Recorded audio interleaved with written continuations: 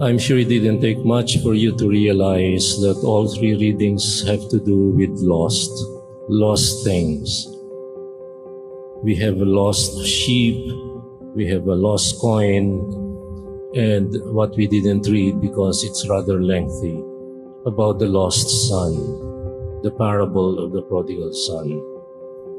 I remember my first puppy many years ago. I loved and cared for that puppy. And then my father applied some poison to kill the fleas, and the puppy licked the poison, and so the following morning it was dead. I grieved over it. I still remember being angry and being sad because I lost a puppy that I valued. Nowadays, there are people who don't value things, and when they lose them, they don't care. You may not know that 40% of the world's food wastage is happening in a country where tens and tens of millions died of famine within my lifetime. 40% of the world's food wastage takes place in China, where during the Mao Zedong's Great Leap Forward program, tens and tens of millions of them died of famine. When we live in plenty, we don't care. Lascia perdere, as the Italians would say. Bala ka dyan, as Filipino digital millennials would say. Wapakils ako, mawala, maubos, ano sa akin yan? It can be replaced. Today, there are two groups of people I'd like you to meet. One was the group of the usual suspects, the tax collectors and sinners. They were drawing near to listen to Jesus, but for a different reason. They actually belonged to this other group, those who watched, those who murmured, those who complained, those who put down the good things that others do, and those who cancel people out. Nowadays, the culture now is the call-out culture. If you do something perceivably wrong to one particular sector of society, they will call you out. Through Twitter, through WhatsApp, through Instagram, through Facebook. You're canceled out because you're too medieval. You're too thunders. You're too old. You're no longer attuned with the times. Two groups and two attitudes. One group valued everything they heard. One group valued whatever it is they had. And to think about leaving 99 sheep in order to look for the one that was lost, this is not logical. God's logic is different from people's logic. It is imprudent. You don't leave out the 99 and take a risk in order to look for the one that was lost. But today we are face to face with the reality of who God is and who we are. And who we are might be those who draw near and listen and pretend to belong, but who actually watch, murmur, complain, and cancel out those who do good. In China right now, they have started this movement they call Bailan, lie flat. They don't want to buy a house, they don't want to get married, and if they do, they don't want to have children. They don't want to work 8 hours a day. They just do the minimum and then they say, Bailan, lie flat. Lie flat and do nothing. But then it was followed by another movement that was a logical offshoot of Bailan, lie flat. It's let it rot. I can't remember the Chinese term. Let it rot. Lascia perdere.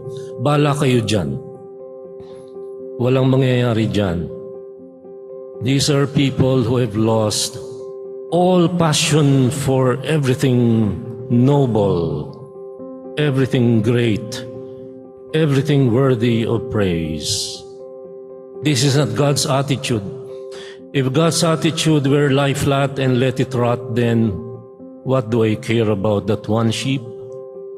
What do I care about that prodigal son? If the father's attitude were, "Bala ka dyan anak, kung ayaw mo diwag," then the prodigal son's story would have been different. The story is not finished. The story doesn't end with the son coming back home. The story is an ongoing story. That story is the story of us who don't care, who don't love, who don't value, who can easily give up on things, who can easily give up on people, and who can easily condemn people for doing things, the right things, but we who don't do them rightly from their point of view. God's attitude from the first reading is very clear. A God who seeks out the lost.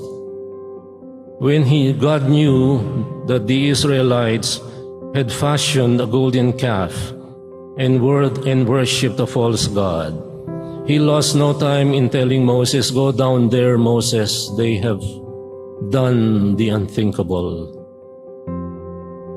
and they have run away from the fold." And therefore, punishment is the name of the game. Punishment is the rule that has to be applied. But the story doesn't end there. This is an unfinished story, because our unfinished story is the story of us sinning every day, worshiping false idols every day, choosing gadgets before God, choosing people in our own point of view, POV. That's a very common thing among digital natives, the point of view. Our point of view is the best, and that's why whenever they go to Starbucks, these young people, within the first 30 seconds, they will have taken about 15 to 20 shots of themselves in different angles, in different points of view, because the point of view is what matters, and my point of view is the right thing. God's point of view: "Go down there, Moses, do something. Do something to prevent my people from doing further errors." And then the Lord relented, "I will make your descendants, as numerous as the stars." Talk about the point of view of God. What is man's attitude? Rejection. Saul, the persecutor, by his own admission, he was a blasphemer, he was a persecutor, he was arrogant. He canceled out the first Christians and was very, very passionate about it. He brought them to prison and did everything he could to banish them from the face of the earth. But this is the Saul that became the Paul, who relented, who saw the point of view of God. And Paul now writes Timothy and calls himself one who is eternally grateful for having been sought after by a God of surprises, a God of second chances, a God of forgiveness, a God who does not cancel us out, no matter how sinful we are.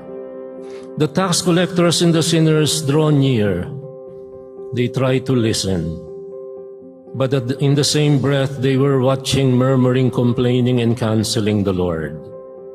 They were torn and tattered by two opposing attitudes.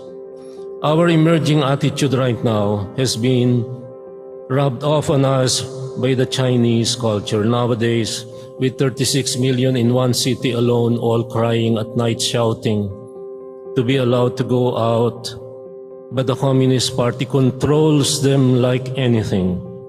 They couldn't even go out. They have to have a special permission from heaven to be able to go out and buy food. Our emerging attitude is this: ano pang magagawa natin? Napaka-corrupt ng Pilipinas. Napakaraming kadayaan. May shortage sa sugar na wala naman. Hinohoard dahil pinapaboran ng mga importers. Ngayon may shortage sa bawang. At sinisisi pa yung biktima, blaming the victim. Marami raw bawang dahilan sa mga tangi ang mga farmers. Hindi nag-usap-usap. Who do you think should guide the Filipino farmer? Hindi ba yun dapat ay nasa taas at nasa gobyerno? Those who see the bigger picture, those who see the common good, their point of view is bigger than the ordinary farmer in Vigan or somewhere in the Ilocos region. Ano kaya ang sunod na shortage? May shortage ng asukal pero maraming import. May shortage ng white onions. Kaya 2 weeks ago, 3 pirasong puting duling na sibuyas ay 300 pesos. And what is going on? Emerging attitude, we give up. We say, bala kayo dyan, lascia perdere. Lie flat, let it rot. This is the bad news. But the good news today, I cannot let this pass. The story of the lost sheep, the lost coin, the lost son. God is a God of the least, the last, the lowest, and the lost. The older son belonged to the group who were watching and murmuring, what's going on? Anong nangyayari? Ako na hindi umalis ng bahay. Ako na hindi humingi ng aking mana ng ahead of time. Ako na nagpapagal, naghihirap, nagsisikap. Nilustay nitong aking bunsong kapatid ang lahat ng yaman ng magulang ko at ngayon ay nagpaparty. Ngayon ay nagsasaya. It was an attitude worth partying for. It was an attitude of repentance. It was an attitude of reparation. It was an experience of forgiveness. It was an experience of rehabilitation. Hindi ka na naiiba, anak. Welcome back to the fold. Sometimes we have a reason to complain. Hindi po pantay-pantay ang tao sa mundo. Yan ay isang pangarap na hindi matutupad. History has proven communism wrong. Tingnan niyo, pinakamayayamang mga oligarchs, saan yan? Nasa China at sa Russia. At akala niyo wala bang korupsyon sa Vietnam o saan nila kinukuha yung pinag-aaral ng mga anak nila? Sa London, sa Massachusetts, at sa iba pang bansa. Dahil lang sa sila'y opisyal ng Communist Party.